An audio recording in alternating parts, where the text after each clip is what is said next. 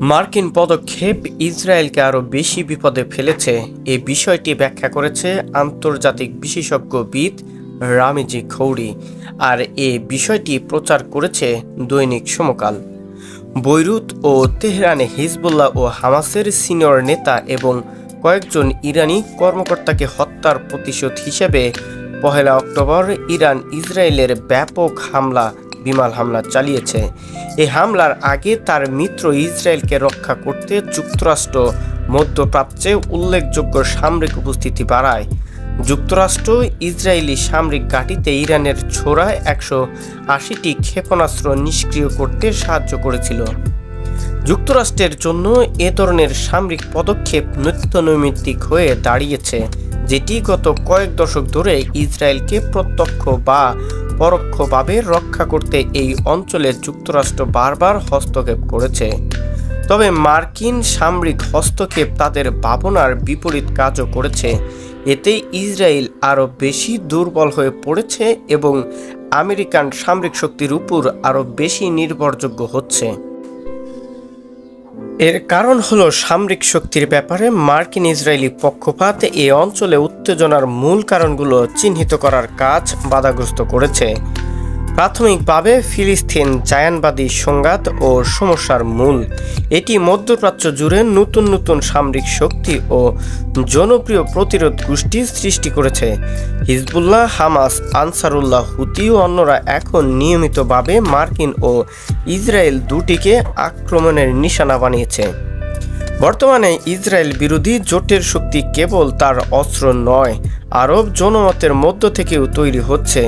এটি সামরিকভাবে ইসরায়েলের দখলদারিত্ব এবং আরবদের পরাধীনতাকে প্রতিহত করতে ইচ্ছুক এবং সে সক্ষমতাও তারা রাখে, যা 1973 সালের পর থেকে কোনো আরব রাষ্ট্র করেনি।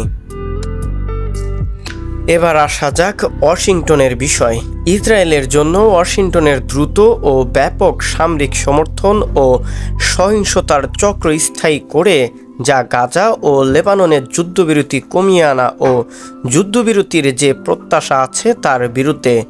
মধ্যপ্রাচ্যের খুব কম লোকই ওয়াশিংটনের কথা গুরুত্ব সহকারে বিশ্বাস করে, কারণ তাদের কার্যকলাপ সামান্য কিছু ব্যতিক্রম ছাড়া ধারাবাহিকভাবে এটা স্পষ্ট করে যে দ্বিতীয় বিশ্বযুদ্ধের পর থেকে যুদ্ধ নিষেধাজ্ঞা, হুমকি ও সামরিক গঠন এ অঞ্চলে বাস্তব বা কল্পিত শত্রুদের সঙ্গে লেগে থাকতে তাদের স্নায়ুযুদ্ধের পর ওয়াশিংটন তেল আবিবকে একটি কৌশলগত মিত্র হিসাবে দেখতে থাকে, যা মধ্যপ্রাচ্যে মার্কিন আধিপত্য বজায় রাখতে সাহায্য করে। পছন্দের হাতিয়ার হিসাবে কাজ করেছে এরা। একটি আঞ্চলিক যুদ্ধ ক্রমাগত দাঁড়াচ্ছে, আর মার্কিন যুক্তরাষ্ট্র ইসরায়েলের প্রয়োজন হচ্ছে না স্বেচ্ছায় সেখানে যোগ দিচ্ছে তারা, কারণ মার্কিন যুক্তরাষ্ট্র যুদ্ধ পছন্দ করে এবং ইসরায়েলের পক্ষে যুদ্ধে যেতে তাদের আপত্তি নেই। এর বেশ কিছু কারণও রয়েছে। কারণ আমেরিকার রাজনীতিবিদরা বোঝেন যে এটি অর্থনীতি চাঙ্গা করে। মার্কিন প্রতিরক্ষা বাজেট এখন প্রায় $850 বিলিয়ন, বছরে 2 থেকে 3% বৃদ্ধি পায়। দেশ জুড়ে যুদ্ধ শত শত বড় ও ছোট কোম্পানির জন্য প্রতিরক্ষা ব্যয়, বিনিয়োগ, চাকরি ও মুনাফা বাড়িয়ে তোলে, যাদের বেশিরভাগই প্রতি 2 বছরে নির্বাচিত কর্মকর্তাদের প্রচারণায় উদার হস্তে দানও করে। এ পর্যন্ত ওয়াশিংটন ইয়েমেনে আনসারুল্লাহর উপর বোমা ফেলেছে 1.8 বিলিয়ন থেকে 4 বিলিয়ন খরচ করেছে। গাজা ইসরায়েলের গণহত্যার প্রতিক্রিয়ায় গঠনটি লোহিত সাগরের মধ্য দিয়ে চলমান জাহাজের উপর অনবরত হামলা করেছে।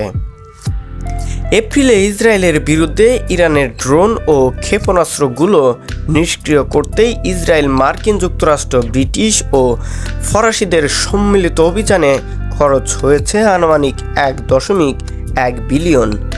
এই 1 অক্টোবরের সামরিক প্রতিক্রিয়া সম্ভবত সমানভাবে ব্যয়বহুল ছিল, কিন্তু আরব দেশও ইরানের ক্ষেপণাস্ত্র নিষ্ক্রিয় করতে সাহায্য করেছিল, কারণ ইসরায়েল একা আর নিজেকে রক্ষা করতে পারছে না। মার্কিন যুক্তরাষ্ট্র যুদ্ধ মেশিনের খোরাক জোগাতে এবং তা প্রদর্শন ছাড়াও অন্য কারণে ইসরায়েলের জন্য যুদ্ধ যেতে পছন্দ করে। দেশটির সঙ্গে ইসরায়েলের ঘনিষ্ঠ রাজনৈতিক ও সামরিক সম্পর্কগুলো আংশিকভাবে স্নায়ুযুদ্ধের একটি দীর্ঘ ঘটনার বাকি অংশের সঙ্গে যুক্ত। এখন সোভিয়েত ইউনিয়নের মিত্র গোষ্ঠীর হাত থেকে মার্কিন যুক্তরাষ্ট্রকে রক্ষার ক্ষেত্রে ইসরায়েলকে প্রধান সহযোগী হিসাবে দেখা হতো। স্নায়ুযুদ্ধের পর ওয়াশিংটন তেল আবিবকে একটি কৌশলগত মিত্র হিসাবে দেখতে থাকে, যা মধ্যপ্রাচ্যে মার্কিন আধিপত্য বজায় রাখতে সাহায্য করে। মার্কিন রাজনীতি, ইসরায়েলি প্রচার, লবি গ্রুপ, মেসিয়ানিক খ্রিস্টান, ইসরায়েলপন্থী মূলধারার সংবাদ মাধ্যম ও অন্য একাধিক শক্তি দ্বারা গঠিত, যারা ইসরায়েলের প্রতিরক্ষায় সামরিক পদক্ষেপের সুবিধাও যোগান দেয়। প্রকৃতপক্ষে সত্যিকারের শান্তি প্রচেষ্টায় বিনিয়োগ করা সহজ ও অধিক ন্যায়সঙ্গত, কম ব্যয়বহুল এবং আমেরিকান সৈন্যদের মাধ্যমে বর্তমান ঔপনিবেশিক পরিস্থিতি স্থায়িত্ব দেওয়ার চেয়ে অনেক কম ধ্বংসাত্মক হবে। ইসরায়েলের নিরাপত্তা নিশ্চিত করার এটাই সবচেয়ে ভালো এবং সম্ভবত একমাত্র উপায়। কিন্তু আসলে মার্কিন পদক্ষেপের যে সিদ্ধান্তে ইসরায়েল হারতেছে, এবার নিশ্চয় তারা বড় বিপদের সামনেই পড়েছে। একের পর এক ইরান থেকে যেভাবে ক্ষেপণাস্ত্র হামলা চালাচ্ছে, এবার দৃঢ়ভাবে বলাই যাচ্ছে যে ইসরায়েলের গড়ায় এবার ফাঁসির দড়িটা পড়তেই যাচ্ছে। শহীদুল ইসলাম শহীদ, ডেস্ক রিপোর্ট।